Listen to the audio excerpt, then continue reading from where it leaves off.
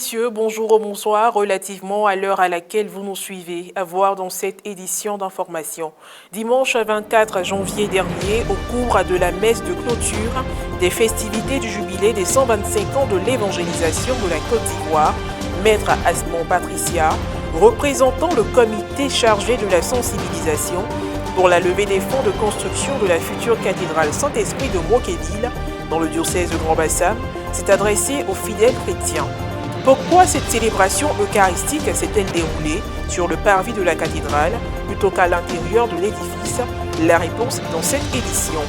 Et puis, dans la soirée du lundi 25 janvier 2021, en l'absence du pape François, pour des raisons de santé, le cardinal Kurt Koch, président du Conseil pontifical pour l'unité des chrétiens, a présidé les vêpres conclusives de la semaine de prière pour l'unité des chrétiens en la basilique Saint-Paul-Hors-les-Murs. L'homme propose et Dieu dispose, dit-on souvent, car il sait ce qu'il convient le mieux à chacun. Le dimanche 24 janvier dernier, la messe de clôture des festivités du jubilé des 125 ans de l'évangélisation de la Côte d'Ivoire a été célébrée sur le parvis de la future cathédrale Saint-Esprit de Mocquéville, dans le diocèse de Grand-Bassam, plutôt qu'à l'intérieur de l'édifice qui devait abriter ce grand événement. Maître Asmon Patricia, représentant le comité chargé de la sensibilisation pour la levée des fonds de construction, s'est adressé aux fidèles présents en vue de les rassurer. Nous nous retrouvons ce 24 janvier pour célébrer le jubilé des 125 ans de l'Église catholique en Côte d'Ivoire. Et notre cœur est plein de reconnaissance envers ce Dieu-là. Nous avons tant désiré, nous, fils et filles de ce pays, et particulièrement de ce diocèse de Grand-Bassam, célébrer ce jubilé à l'intérieur de la cathédrale Saint-Esprit. Nous avons tant désiré célébrer et rendre grâce à Dieu, ne serait-ce que sous le toit de la cathédrale. Mais aujourd'hui, certains me diront, qu'est-ce qui n'a pas marché? Pourquoi nous nous retrouvons sous des bâches? Mais en réalité, tout a parfaitement marché selon la volonté de Dieu. Et nous lui rendons grâce.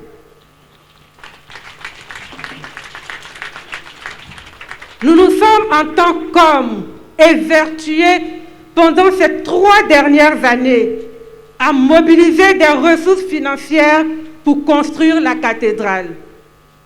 Mais aujourd'hui, Dieu nous enseigne. Il dit oui, vous avez déployé tous ces efforts, mais il y a quelque chose qui vous a manqué. Le désir profond de votre cœur d'habiter ma maison. Alors, aujourd'hui, 24 janvier, je vous reçois. Contrairement à ce que certains pensent, non sous des bâches, mais sur le parvis de ma maison. Également, elle les a invités à procéder à une quête spéciale qui servira à la poursuite des travaux de construction.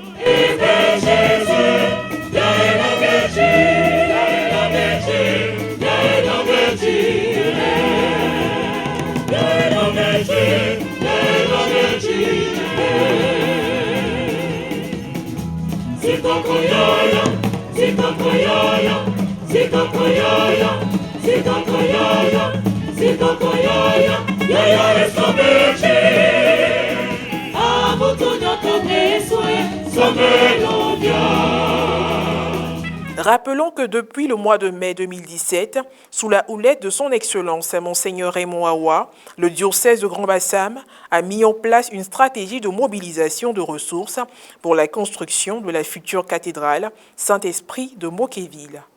Hors de nos frontières à présent, le lundi soir, en l'absence du pape François, qui actuellement ne participe plus aux liturgies en raison de sa sciatique, le cardinal suisse Kurt Koch, président du Conseil pontifical pour l'unité des chrétiens, a présidé les vêpres conclusives de la semaine de prière pour l'unité des chrétiens en la basilique Saint-Paul hors les murs.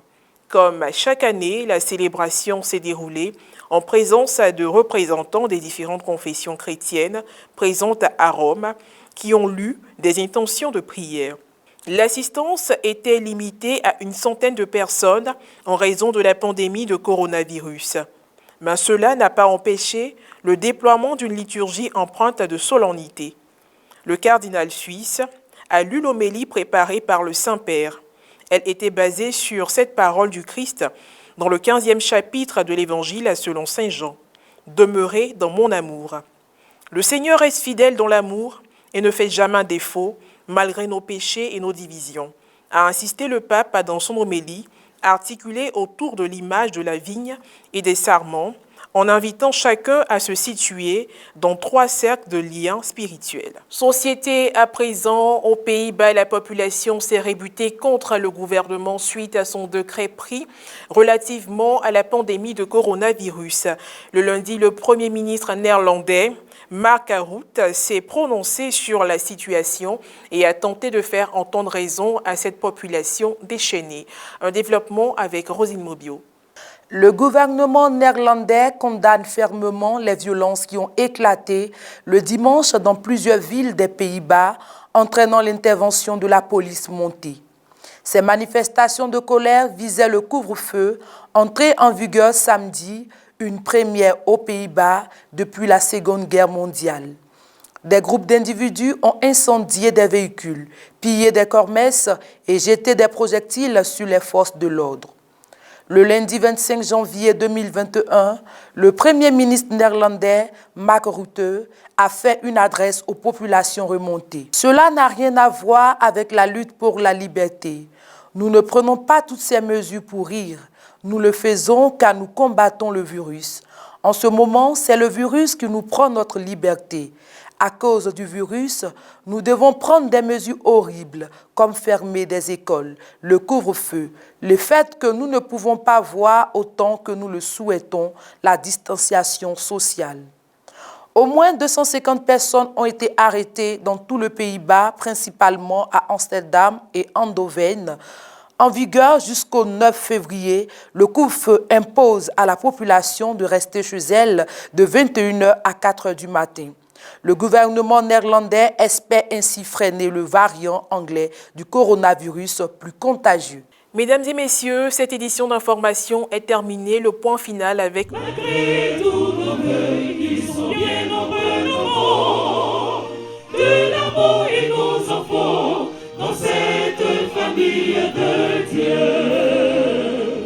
Rendons unis en toi pour que le monde croie et que la paix en nous fasse triompher la mort.